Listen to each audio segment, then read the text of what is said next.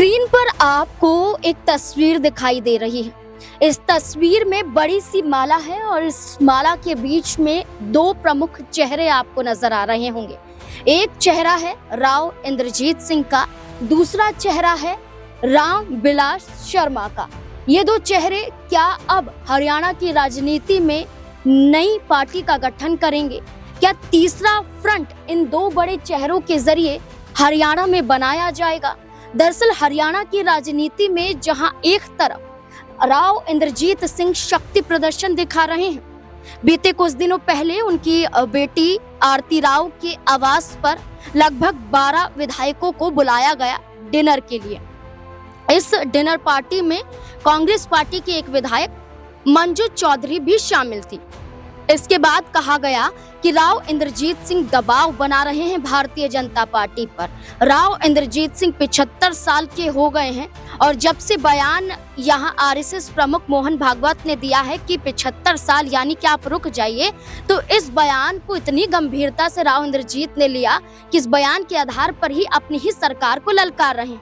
मानो मुख्यमंत्री जो बनना चाहते थे, इस सपने को अब साकार अपने जरिए या अपनी बेटी के जरिए करेंगे। तो ऐसे में माना गया कि अपने समर्थक विधायकों को राव इंद्रजीत ने इसलिए बुलाया था ताकि वो अपनी अलग पार्टी बना सके। तो नाराजगी राव इंद्रजीत सिंह की मुख्यमंत्री पद को लेकर थी, क्योंकि कांग्रेस पार्टी में रहकर भी मुख्यमंत्री बनने का सपना उनका पूरा नहीं हुआ।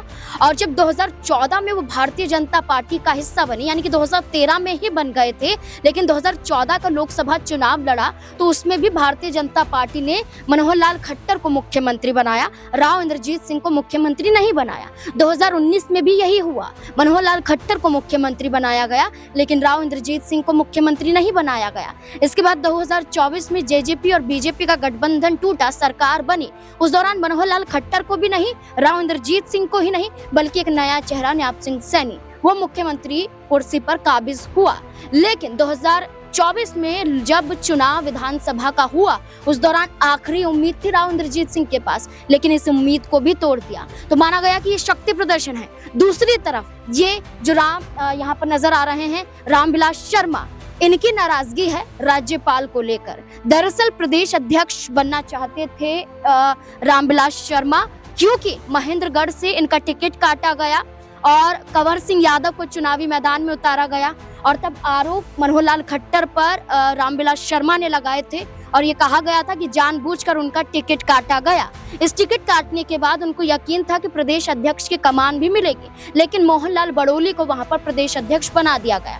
इसके बाद राज्यपाल की उम्मीद थी, लेकिन असीम कुमार घोष को, एक बंगाल से लाए गए चेहरे को, हरियाणा की राजनीति में राज्यपाल का पद सौंप दिया जाता है और रामविलास शर्मा की उम्मीदों पर फिर पानी फिर जाता है। तो दोनों की उम्मीदों पर पानी फिरा है, तो अब ये क्या दोनों मिलकर भारतीय जनता पार्टी की उम्मीदों पर पानी फेरेंगे? क्या भारतीय जनता पार्टी की सरकार को गिरा सकते हैं? और क्या तीसरा फ्रंट हरियाणा में इन दो बड़े चेहरों के आधार पर बनेगा? क्या लगता है आपको? अपनी राय कमेंट सेक्शन में जरूर दें। धन्यवाद।